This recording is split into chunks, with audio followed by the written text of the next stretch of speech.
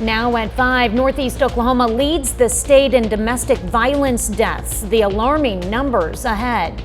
Plus, the Fort Scott Library adds free blood pressure monitoring for patrons. And the Supreme Court strikes down President Trump's sweeping tariffs in a blow to his economic agenda. I'm Erica Brown with more on the ruling and how the president plans to continue his tariff policy. The 4 states' most watched news starts now. Domestic violence homicides drop across the Sooner State, but Northeast Oklahoma is seeing the opposite trend. This is KOAM News. I'm Tanya Bach. Oklahoma ranks second nationally for women murdered by men they know.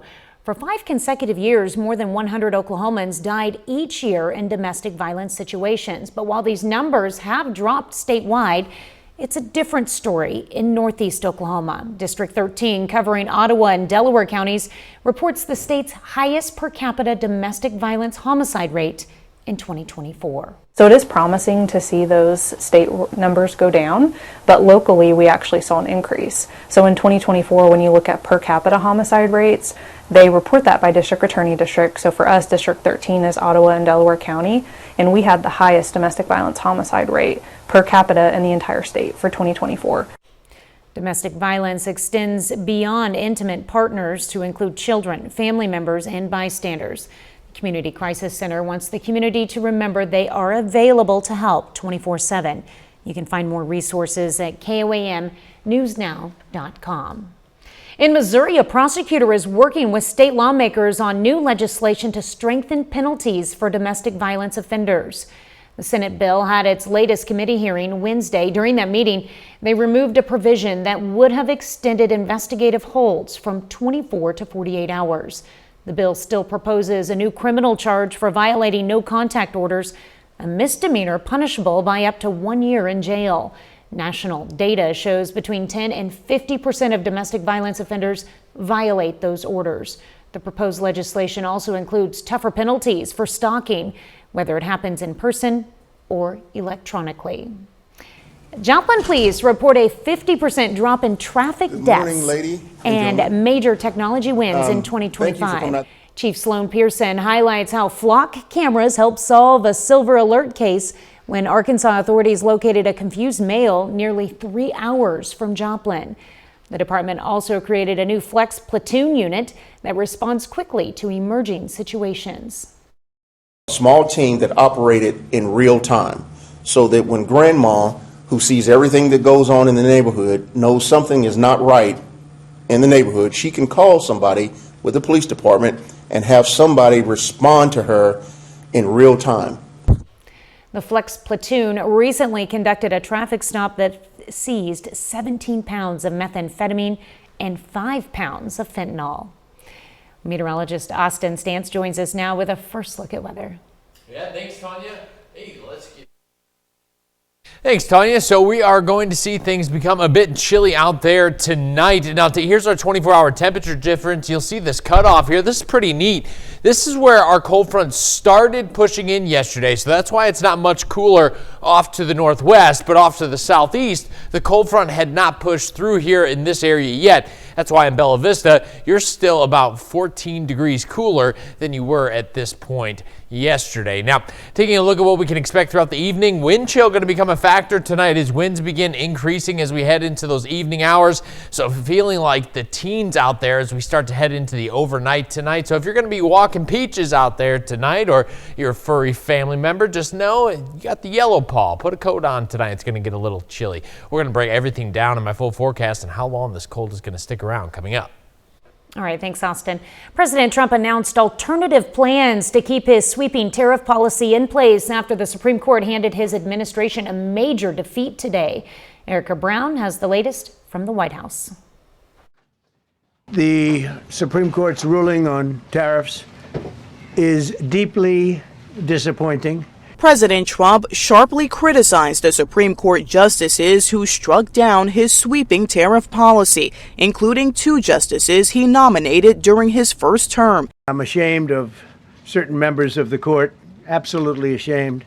In a 6-3 decision, the High Court ruled the president does not have the authority to impose tariffs under a 1977 emergency powers law he used to levy taxes on nearly all U.S. global trading partners. This is all about the idea that the Constitution gives Congress the power to regulate commerce, that the Constitution gives Congress the power to impose taxes. This Chicago area educational toy company, Learning Resources, was part of the lawsuit challenging the tariffs, arguing the taxes would devastate their business. We're feeling vindicated.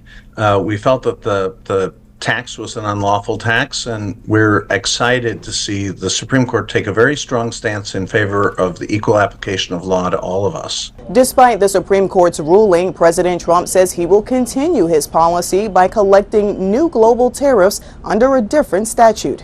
Today, I will sign an order to impose a 10% global tariff under Section 122, over and above our normal tariffs already being charged. A CBS News poll in December found most Americans, 63%, oppose tariffs on imported goods. Erica Brown, CBS News, the White House. The Supreme Court did not address whether or how companies who collectively paid billions in tariffs can get their money refunded. President Trump says it could take years to litigate any refunds. Well, President Trump says he is ordering the release of all government documents related to aliens and UFOs after former President Barack Obama stirred new curiosity by saying they're real in a recent podcast interview. Trump is now accusing the former president of divulging classified information, while Obama has since clarified online that during his presidency, he saw no evidence extraterrestrials have made contact with us.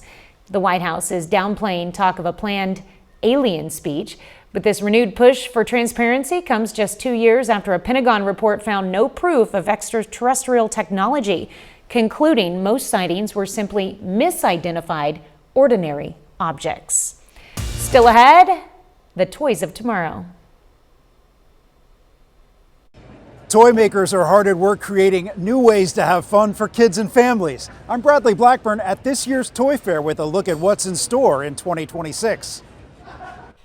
But first in Health Watch, a new heart procedure puts an irregular heartbeat into remission. One man's success story ahead. Topping today's Health Watch, this Heart Month, doctors are raising awareness about the most common heart rhythm disorder, atrial fibrillation, or AFib. Typically thought of as an older person's condition, it's now seen more often among younger, active adults. Michael George reports. Jerry Vajan enjoys mountain biking and other activities. In his late 50s, he says he started experiencing some heart symptoms. Heart kind of beating erratic. It just kind of came and went. It wasn't something that was constant. He was diagnosed with atrial fibrillation, an irregular heartbeat, which can lead to blood clots, stroke, and heart failure. About 5 million Americans have AFib. That number is expected to grow to more than 12 million in the next few years. We're starting to see a rise in atrial fibrillation prevalence in younger populations. El Camino Health's Dr. David Singh says that could be due to more patients under 60 having risk factors like obesity, high blood pressure, and diabetes, or more patients using wearables that can pick up irregular heartbeats, like an Apple Watch. The question when we see that rise in prevalence, is that a true rise, or could it be due to some other factor? It's probably a combination of both. We're both detecting it more because we have a better ability to detect the disease, and an actual rise in the prevalence because people are just sicker at a younger age. Jerry tried medication for a few months, but his Apple Watch showed he was having AFib. Dr. Singh recommended he have a pulse field ablation, which allows doctors to target the area of the heart causing the problem. What this does in many patients is it puts AFib into remission. The most exciting thing that we have now is the development of new technologies for ablation that have made the procedure a lot safer and more effective. I've had no episodes. Heart's been working good. 3 months after his ablation, Jerry is grateful his heart is staying in normal rhythm. Michael George, CBS News. Well, doctors say anyone can develop AFib, but the risk increases with age. Fort Scott Library patrons are now able to monitor their blood pressure for free. Thanks to a collaborative grant from the American Heart Association, the K-State Southwind Extension District, and the Community Foundation of Southeast Kansas, the library now has blood pressure kits complete with a monitor and handbook available to check out. It works really well if you changed your heart medicine and you need to make sure where your blood pressure is and monitor that. If you come off of a surgery or something that they need to do that, and you don't have to buy it. Other participating libraries include Chanute, Iola, Moran, and Toronto. A second pregnancy changes the structure of the brain of mothers. A study in the Netherlands looked at brain scans of mothers having their second child and found changes in brain networks relating to directing attention and responding to stimuli. Now, these changes could help mothers focus and care for multiple children. It's already been shown that first pregnancies alter the brain in significant ways. That's a look at today's health news. A little later, the hottest toys for 2026 revealed at the New York Toy Fair. Well, our Fool's Spring has been coming to an end, and this weekend it's going to feel a little bit more like winter. We're going to talk about it coming up. Here's your Skywatch weather forecast from the trusted Roper Kia Weather Center. Well, the end of our week has been noticeably cooler out there. Check out these temperatures right now. 42 in Joplin, 43 Pittsburgh, 41 in Lamar, Bella Vista sitting at 46. Just north of there, we got a warm spot here right around 50 in Anderson, 42 in Parsons. So things are a little bit chilly out there. Taking a look at our Indigo Sky Casino and Resort Camp, things are still mostly clear, starting to become partly cloudy. Those clouds are going to begin to increase as we head into the later evening hours tonight. So partly cloudy by 6 o'clock, 45 degrees, becoming mostly cloudy, 8 o'clock, 40 degrees, and then cloudy with a chance of maybe a brief shower starting to head into the area, 37 degrees by 10 o'clock there. Now, overnight tonight, we're going to see temperatures 29 degrees. It's going to be cooler out there. Also a chance of a light shower or two, maybe even a mixed in snow flurry. Can't rule that out as well. But what's going to happen, though, is winds are going to begin to pick up, especially as we head into the later evening hours tonight. We're going to see those gusts begin to pick up around 20 miles per hour as we head into the 10 o'clock hour tonight. So that's going to have a pretty big wind chill factor, especially as we head into Saturday morning, where winds are still gusting around 20 miles per hour. So it's going to be a little bit breezy out there. So what's our wind chill going to look like? Well, even just tonight by 10 o'clock, it's already going to feel like 27 degrees in Joplin. Now, by the time you're waking up tomorrow morning, it's going to feel like 21 in Joplin, 15 in Girard, Iola, 14, Yates Center, 13. So some areas are going to feel like the teens out there. It's going to be a pretty chilly start for us. And then heading into the 4 o'clock hour on Saturday, even when we're warming up, temperature's only going to feel around 34 degrees. So what do you need for tomorrow? Well, let's talk about your weekend checklist. You're definitely going to want the coat, the hat, gloves definitely during the morning hours. You might be able to shed those during the evening hours. Probably can leave the boots, the umbrella at home. Shouldn't need too much extra time out there. It's just going to be pretty chilly, so maybe just start the car a little early. And a warm beverage, not too bad, depending on what your weekend plans are. So heading out the door tomorrow, here's what you can expect. 34 by 10 o'clock. It's going to be chilly and breezy out there. 39 by noon. Heading into the 40s by the 2 o'clock hour there. So heading into Saturday heading into Saturday, there's a chance of our few showers, maybe a few mixed in flurries there. Nothing widespread by any means. Things begin to clear out as high pressure moves in, kicks out all that cloud cover. By Saturday afternoon, we're looking at sunny skies. Going to be heading into the mid to upper 40s tomorrow. Then as we head into Saturday evening, back down below freezing once again. That wind chill going to be pretty significant heading into Sunday as well. So Sunday into Monday, yes, much cooler. Look at temperatures 27 here on Sunday morning. So then as we head into Monday morning, we're going to be looking at the low 20s there. So talking about your 10-day forecast and what you can expect, well, here we are, 46 on Monday, so kind of the same situation that we're having over Saturday and Sunday here to start the week, next week. But then we're in the 50s on Tuesday. Wednesday, back into the 60s. We get a few days there and a few scattered rain chances there, but things not too bad. I mean, considering this is winter, if this is our winter weather, 40s aren't too bad. Yeah, I mean, you can't really complain. It was in the 40s when I came into work, but it felt like it was a little bit warmer than that. It didn't seem as cold as it did. And that's what's good news for us too. We got lots of sunshine this weekend, so you could still have some weekend plans outdoors. Just bundle up. But as soon as the sun drops, whew. All right, thanks, Austin. Well, coming up, new toys blend high-tech features with old-fashioned fun. Topping today's Consumer Watch, from Super Mario Brothers to K-pop demon hunters to Bluey. Big toy trend is the tie-in to shows and movies. Bradley Blackburn shows us the fun at the annual Toy Fair in New York and has a peek at some goodies kids will be asking for all year long.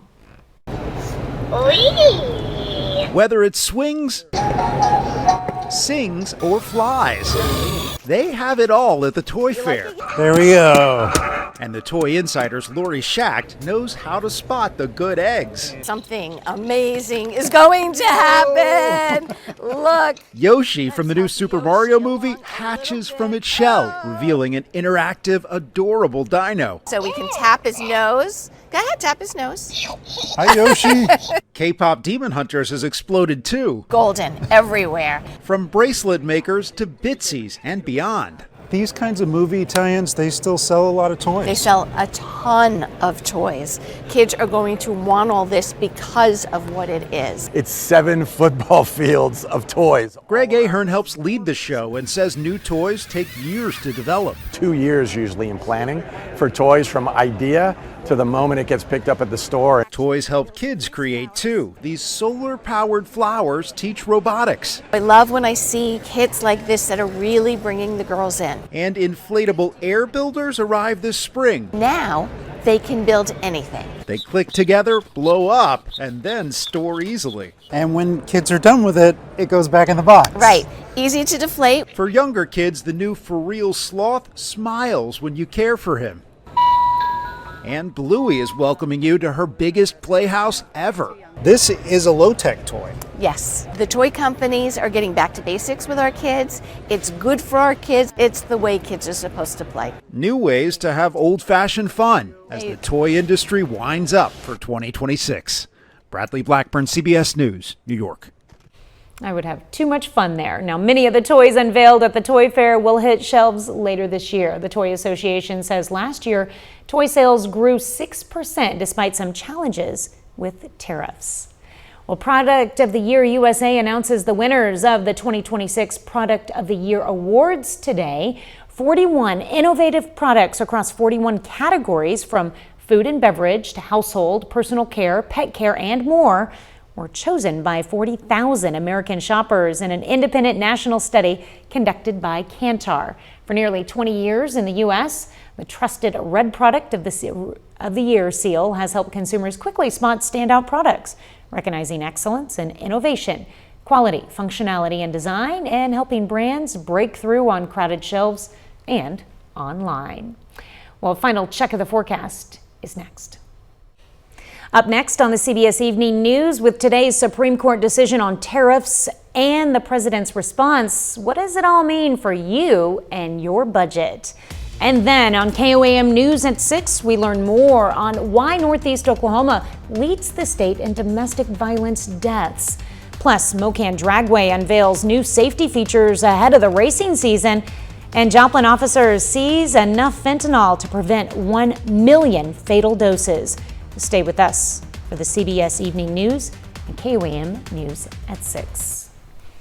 Final check of the forecast. Yeah, it's going to be a little bit of a chilly weekend. We got plenty of sunshine on the way, but here's your weekend checklist of everything you're probably going to want. The coat, the hat, the gloves at least in the morning, and probably a warm cup of coffee or tea for you as you're heading out the door on Saturday. Check out those temperatures starting Saturday morning in the teens off to the northwest there, and temperatures through the weekend going to be hanging out in the 40s. We'll eventually get back into the 50s and 60s, but not till the middle part of next week. And then our next chance for maybe a few showers starts to arrive by late next week.